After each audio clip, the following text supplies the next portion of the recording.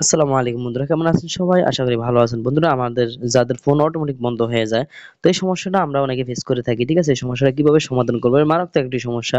Phone যদি বন্ধ হয়ে যায়, হঠাৎ ভিডিও দেখতেছি বা কোনো কাজ করতেছি বা কথা বলতেছি, সেই অবস্থা বন্ধ হয়ে গেলে আপনার কেমন লাগবে? ঠিক আছে? এই সমস্যা যারা ফেস করতেছে তাদের জন্য ভিডিওটা খুবই হেল্পফুল হতে যাচ্ছে। চলুন শুরু করছি ভিডিওটি।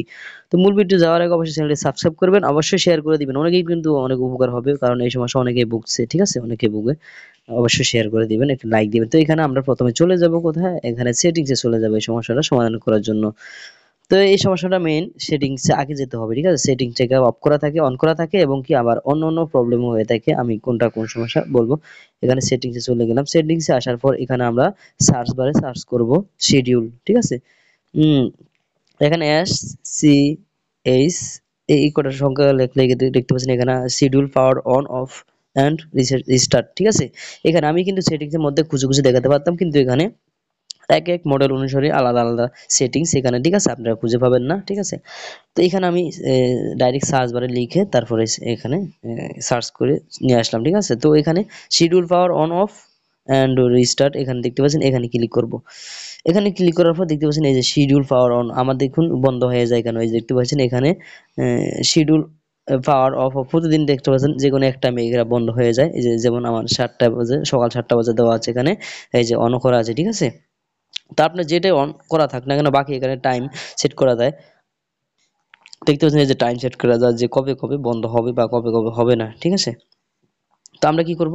এখানে এটাকে অফ করে দিব। যেটাই থাকুক না কেন, অন থাকুক না কেন, আমরা এটাকে অফ করে দিব। ঠিক আছে? তো এইটাই হচ্ছে মেইন ইস্যু আপনার আপনার ফোন বন্ধ হওয়ার মেইন ইস্যু এটা। ঠিক আছে?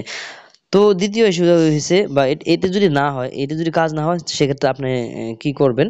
আপনি অবশ্যই একটু ফোনটাকে রিস্টার্ট মানে কি বলবেন, এই যে সেটিং রিস্টার্ট মারবেন। ঠিক আছে? সেটিং রিস্টার্ট কিভাবে মারতে হয় দেখুন এখানে রিসেট সেটিংস। আমি এখানে রিসেট, যদি রিসেট লিখি, এই যে রিসেট দেখতে পাচ্ছেন, রিসেট সেটিং ওয়াইফাই সেটিং এখানে ক্লিক করবেন। এখানে ক্লিক করার পর দেখতে পাচ্ছেন রিসেট ওয়াইফাই সেটিং, এখানে ক্লিক করবেন।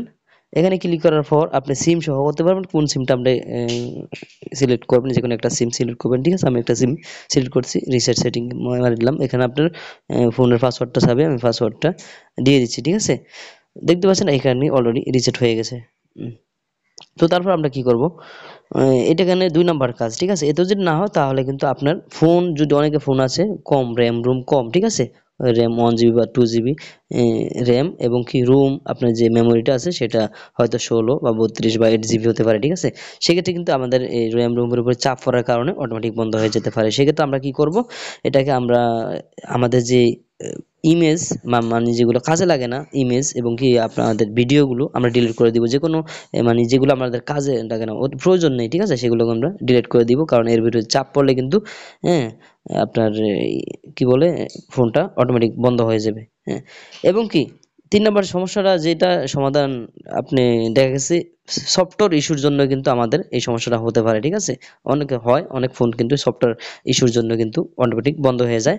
হ্যাঁ, আবার এবং আরেকটি সমস্যা হতে পারে, এটা আপনার বোর্ড থেকে সমস্যা হতে পারে। ঠিক আছে? সেক্ষেত্রে আপনি কি করবেন, যে ফোন, যে কোম্পানির ফোন, সেই কোম্পানির কাস্টমার কেয়ারে ফোন দিয়ে আপনি জেনে নিবেন এবং কি তাদের কাছে গেলে এটা কিন্তু সমস্যার সমাধান করে দিবে তারা। ঠিক আছে?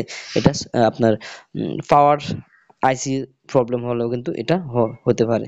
তো এই সমস্যাগুলো আপনার যদি সেটিং থেকে না হয়, তাহলে এই যে দুটি সমস্যা বললাম, এই সমস্যার কারণে কিন্তু পাওয়ার অন অফ হতে পারে। ঠিক আছে? পাওয়ার অফ হতে পারে।